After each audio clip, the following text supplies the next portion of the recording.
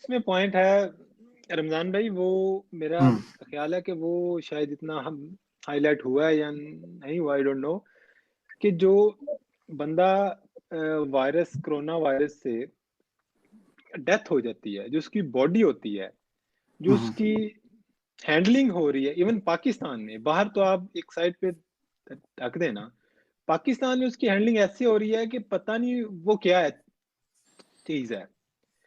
I don't know कि क्यों ये बात क्यों ये फैल गई है कि डेड बॉडी से इन्फेक्शन जो है वो फैल जाएगा, वो आपको हो जाएगा। कैसे, how come, I can't understand.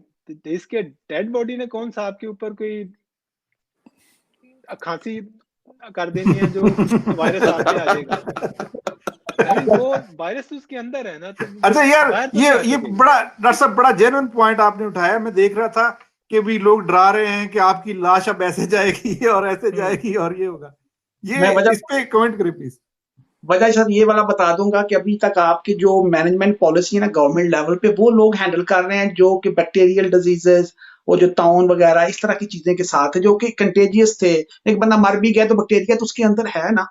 तो हम्म। क्योंकि जब तक हम्म। आप वायरोलॉजिस्ट को लेके नहीं आओगे ना, तो आपकी मैनेजमेंट हम्म। स्ट्रेटेजी कभी प्रूव नहीं हो सकती। इस वजह से मैं कहता हम्म। हूँ कि expert is not the real expert. उसकी जरूरत है, लेकिन उसके साथ मददगार होने चाहिए, क्योंकि जो वायरस है ही नहीं बैक्टीरिया की तरह का ना।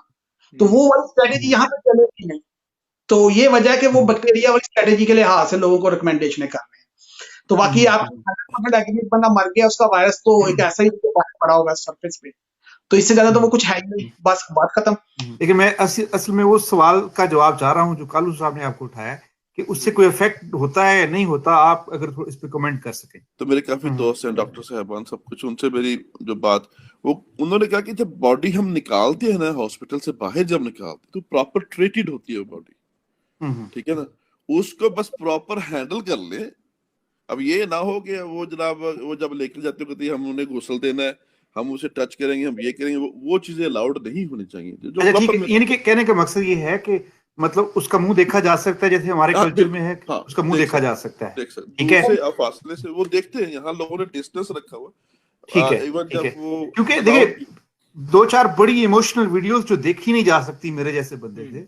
कि माएँ पीछे रो रही हैं और वो लेके जा रहे हैं और बड़ा ऐसा नहीं नहीं, सिलसिला। ऐसा नहीं, ठीक है। ऐसा तो वो बड़ी बड़ी दर्दनाक हैं, और मतलब लोग इसमें डरा रहे हैं एक दूसरे को कि यार नहीं। सॉरी अगर सॉरी मरे तो ये बादल हाल हो साहब, जाएगा। एक second let me add up. अभी रिसेंट मेरी मेरी एक दोस्त की वालदा की डेथ हुई अभी। हम्म। अच्छा, वो बीमार थी, उसको मतलब she is been on bed since 5-6 साल से।